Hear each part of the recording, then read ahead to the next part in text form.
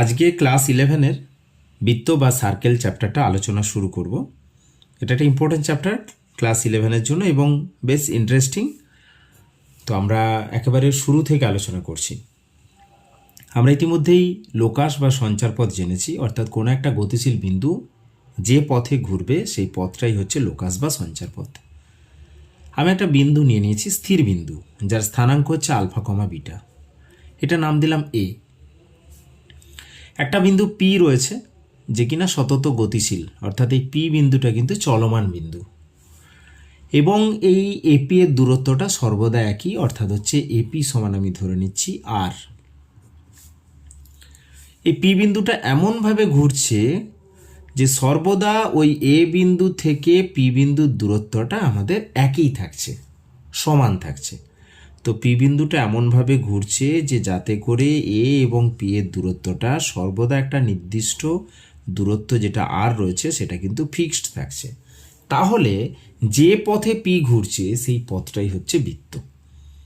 আবার বলছি, এ হচ্ছে স্থির বিন্দু, পি হচ্ছে চলমান বিন্দু, ঠিক আছে? তো এদের দূরত্বটা একটা নির্দিষ্ট দূরত্ব, সেটা আর, সেটা 10 হতে পারে, সেটা 5 হতে পারে, 7 হতে পারে, 3 হতে পারে। এখন এই পি বিন্দু এমনভাবে গতিশীল যে এপিটা সর্বদা স্থির আর, অর্থাৎ এপি সমান আর। তাহলে পি বিন্দু যে পথে ঘুরেছে সেই পথটাকেই আমরা বলছি বৃত্ত। তাহলে এপি সমান আর, এ বিন্দু স্থানাঙ্ক আমরা নিয়ে নিয়েছি আলফা বিটা, পি বিন্দু গতিশীল বিন্দু যার স্থানাঙ্ক এক্স কমা ওয়াই। দেখো এখান থেকে আমরা লিখতে পারি এপির দূরত্ব হচ্ছে তাহলে এক্স মাইনাস আলফার whole square plus y minus beta তার whole square equal to r. এবার আমি বর্গ করে দিলে কি পাবো না, এক্স মাইনাস আলফার whole square plus y minus বিটার whole square equal to r square. তাহলে এটা হলো আমাদের বৃত্তের সমীকরণ। তাহলে এটাকে আমরা বলতে পারি যে বৃত্তের সমীকরণ যার কেন্দ্রের স্থানাঙ্ক আলফা কমা বিটা এবং ব্যাসার্ধ আর একক। এখন দেখো এই অংশটাকে যদি আমরা ভেঙে নিই তাহলে কি পাবো, এ মাইনাস বির হোল স্কোয়ার সূত্রে ভাঙলে x square minus 2 alpha x plus alpha square, y square minus 2 beta y plus beta square equal to r square ছিল, ওটাকে আমি বাঁ দিকে নিয়ে নিলাম, মাইনাস আর স্কোয়ার সমান 0।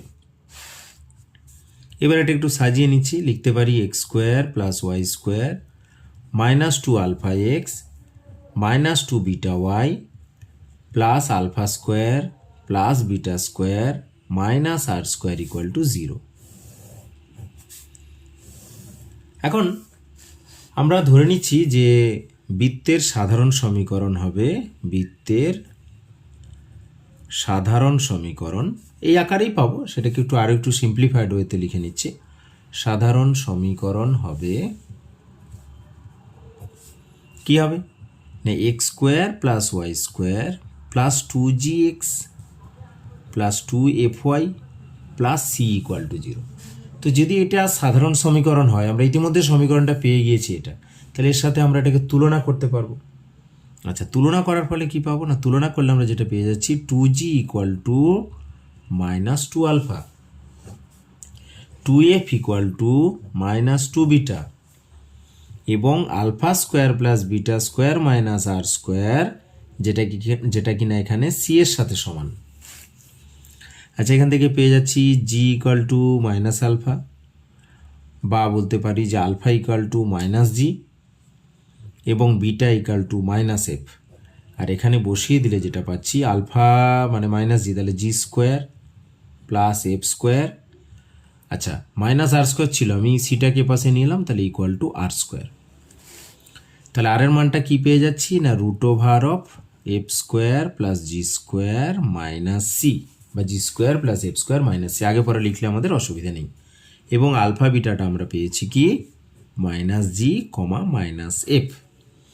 তাহলে আমরা এই যে সাধারণ সমীকরণটা লিখেছি x square plus y square plus 2gx plus 2fy plus c সমান 0, এটা যদি বৃত্তের সমীকরণ হয় তাহলে কেন্দ্র হবে minus g comma minus F, এটা হচ্ছে কেন্দ্র, এবং ব্যাসার্ধ হবে আমাদের f² plus g² minus C. তাহলে আমরা যেটা শিখলাম বা যেটা জানলাম যে কোনো বৃত্তের সমীকরণ x² plus y² plus 2gx plus 2fy plus c সমান 0 আকারে লিখলে সেখান থেকে আমরা সরাসরি বৃত্তের কেন্দ্রটা বলবো মাইনাস জি মাইনাস এফ এবং ব্যাসার্ধ হবে f² plus g² minus C. ধরো একটা সমীকরণ আমরা এরকম নিয়ে নিলাম যে x² plus y² minus 4x plus 2y plus 7 বা এখানে আমি নিয়ে নিচ্ছি প্লাস 3 ইকুয়াল টু 0। ওকে, তো এটাকে যদি আমরা তুলনা করি সাধারণ সমীকরণের সাথে তাহলে যেটা পাচ্ছি এখান থেকে যে 2g সমান -4, 2g সমান -4, তাহলে g ইকুয়াল টু -2, 2f সমান 2, তাহলে f সমান হচ্ছে 2। আচ্ছা, তাহলে আমরা এখান থেকে বলতে পারি যে কেন্দ্রের স্থানাঙ্ক কী ছিল না -g, -f, অর্থাৎ 2, -2। আচ্ছা, ব্যাসার্ধটা কী হবে? আচ্ছা, সি এইখানে আমরা যেটা পেয়েছি সি এর সাথে কম্পেয়ার করব, সি এর সাথে তুলনা করলে সি সমান 3, তাহলে ব্যাসার্ধটা আমাদের কি হয়ে যাবে না ব্যাসার্ধ হচ্ছে f² প্লাস g² বা g² প্লাস f², তো 2 স্কোয়ার 4, এটাও -2 মানে 4 -3, তাহলে 8 -3 অর্থাৎ √5 একক। তাহলে সরাসরি আমরা সমীকরণ দেখে সেখান থেকে কোনো একটা বৃত্তের কেন্দ্র এবং ব্যাসার্ধ কিন্তু বলে দিতে পারবো খুব সহজেই। এবার প্রশ্ন হচ্ছে যে কোনো একটা দ্বিঘাত রাশিমালা, সেই দ্বিঘাত রাশিমালা কখন আমাদের বৃত্তের সমীকরণকে প্রকাশ করবে।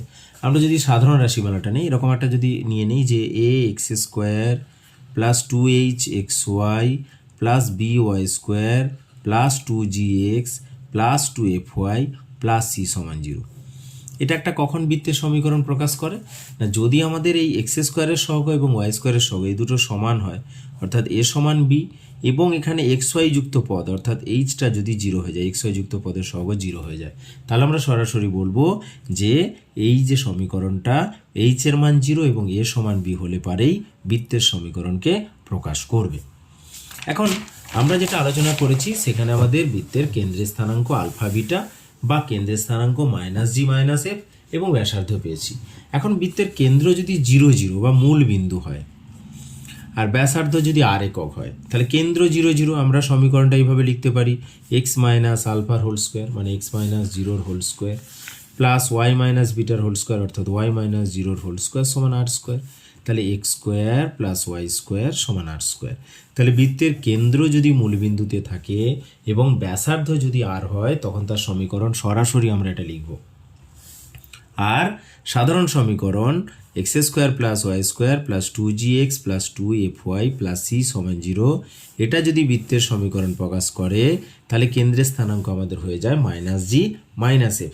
এখন দেখো এই যে সমীকরণটা এটা যদি মূলবিন্দুগামী হয় তাহলে কিন্তু আমরা সরাসরি c এর মানটা 0 করে দেবো। কেন করব না মূলবিন্দু মানে 0, 0 বিন্দুগামী, তো এখানে যদি মূলবিন্দু বা x এর জায়গায় 0 এবং y এর জায়গায় 0 বসাই তাহলে অবশ্যই c এর মানটা কিন্তু 0 চলে আসে।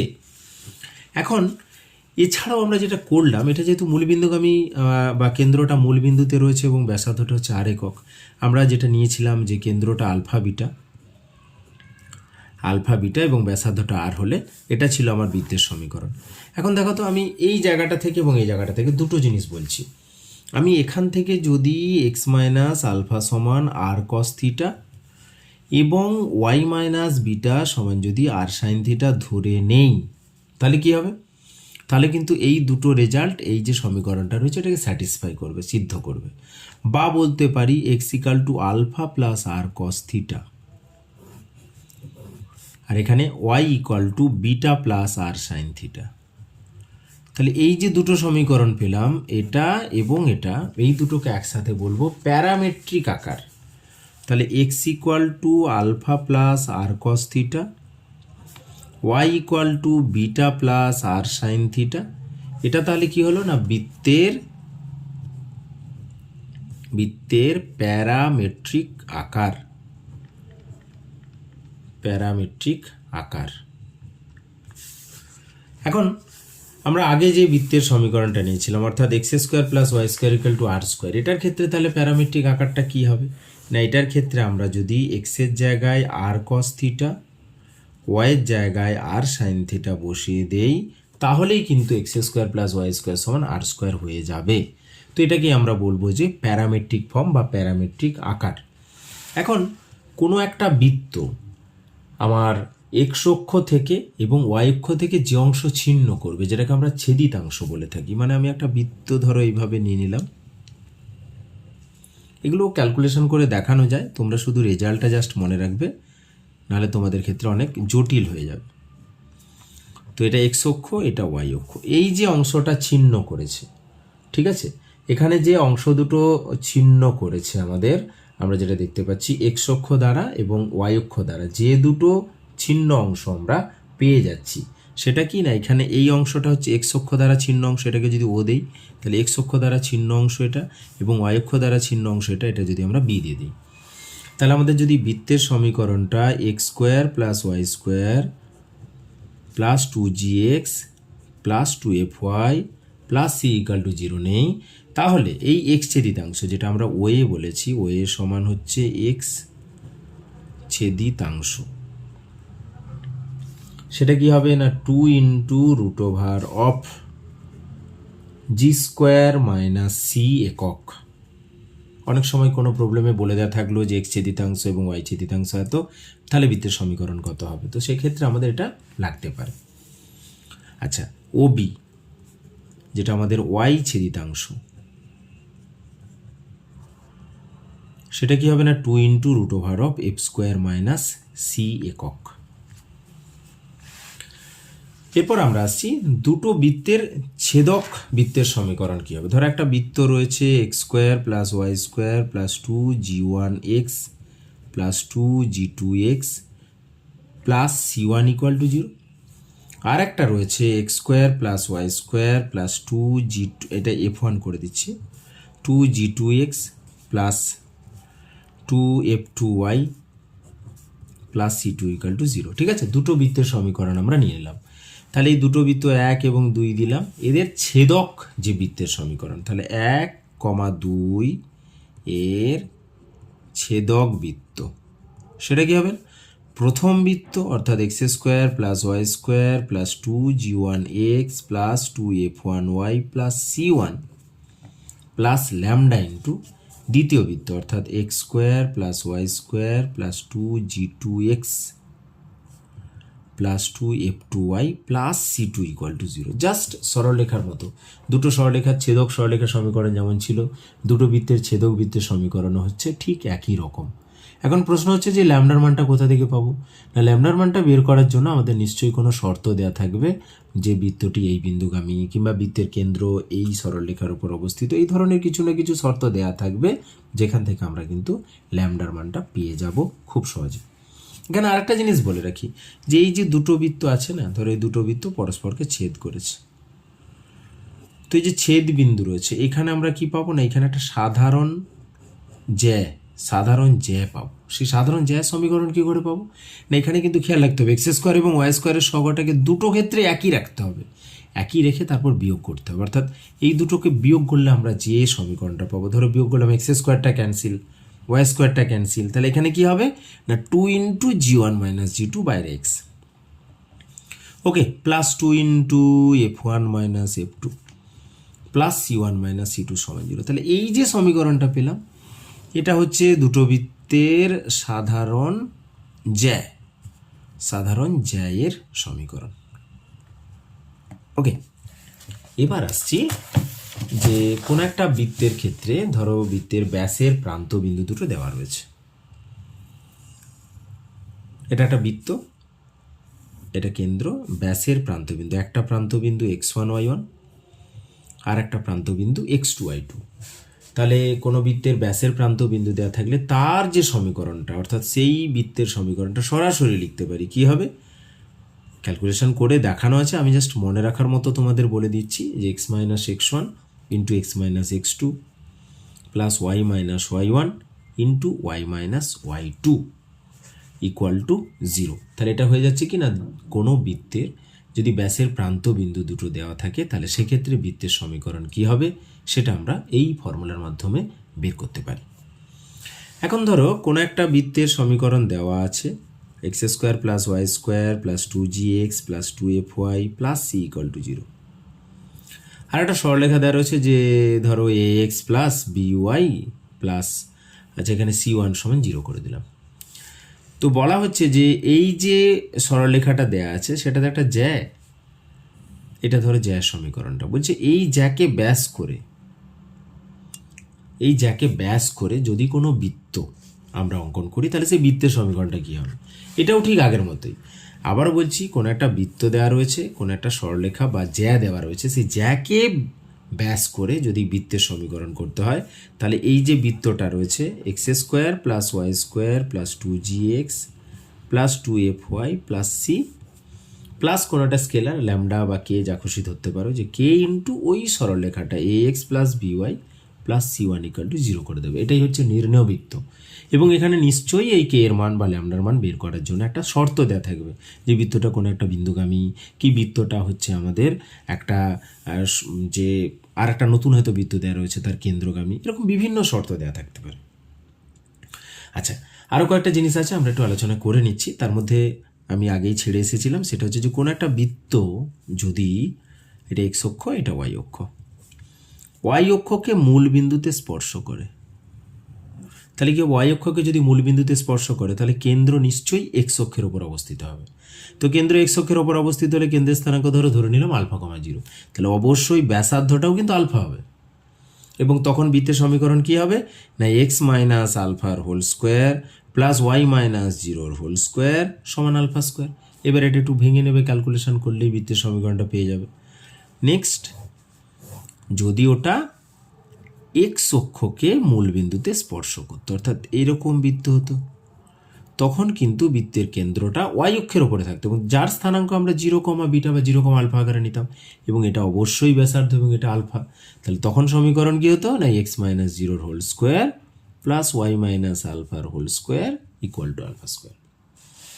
আবার যদি দুটো অক্ষকেই স্পর্শ করতো, দুটো অক্ষকেই ধরো স্পর্শ করেছে, দুটো অক্ষকে স্পর্শ তখনই করবে যদি আমাদের এই কেন্দ্রের স্থানাঙ্ক আলফা কম আলফা একই হয়ে যাবে, কারণ এই দূরত্ব একই, এবং ব্যাসার্ধটা তখন আলফা থাকছে, কেন্দ্রের স্থানাঙ্ক আলফা কম আলফা আছে, অর্থাৎ বৃত্তের সমীকরণ হবে এক্স মাইনাস আলফার হোল স্কোয়ার ওয়াই মাইনাস আলফার হোল স্কোয়ার সমান আলফা স্কোয়ার।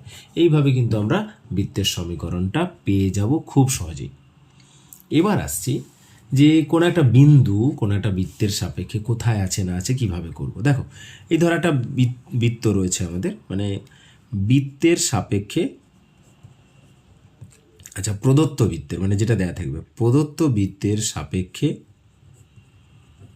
কোনো বিন্দুর অবস্থান নির্ণয়, কোনো বিন্দুর অবস্থান নির্ণয়। দেখো, কোনো একটা বিন্দু ধরো পি রয়েছে যার স্থানাঙ্ক x1 y1, আর এর কেন্দ্র জানা আছে। এখন কেন্দ্র আর ওই বিন্দুর মধ্যে দূরত্ব যদি আমরা বের করি, আমি ধরো বৃত্তটা নিয়ে নিলাম x square plus y square plus 2gx plus 2fy plus c equal to 0। ঠিক আছে, তো এই বৃত্তের কেন্দ্র জানি, ব্যাসার্ধ জানি। বলা হচ্ছে যে কেন্দ্র এবং ওই বিন্দুর মধ্যে যে দূরত্ব সেটা যদি ব্যাসার্ধের সাথে সমান হয়ে যায় তাহলে বৃত্তের ওপরে, আর যদি ব্যাসার্ধের থেকে বেশি হয় তাহলে বৃত্তের বাইরে, যদি ব্যাসার্ধ থেকে কম হয় তাহলে বৃত্তের ভেতরে অবস্থিত। আমি বলছি কি এর থেকেও সহজ পদ্ধতি আছে, কি না ওই বিন্দুটাকে বসিয়ে দাও বৃত্তের সমীকরণে, অর্থাৎ x1 square plus y1 square plus 2gx1 plus 2fy1 plus c. এই মানটা দেখো যে এই মানটা যদি গ্রেটার দেন 0 হয় তাহলে বৃত্তের বাইরে অবস্থিত হয় বিন্দুটা, যদি লেস দেন 0 হয় তাহলে ভিতরে থাকবে বিন্দুটা, আর যদি ইকুয়াল টু 0 হয় তাহলে উপরে থাকবে বিন্দুটা। ঠিক আছে, এভাবেও কিন্তু মনে রাখতে পারো। এবার একেবারে শেষ আমরা একটা অংশ আলোচনা করছি, হয়তো কিছু থেকেও যেতে পারে, তোমরা কমেন্ট করে জানাবে, কারণ আজকে আমি শুধুমাত্র এখানে থিওরি পার্টটা বোঝাবো, পরে অঙ্কগুলো আলোচনা করব।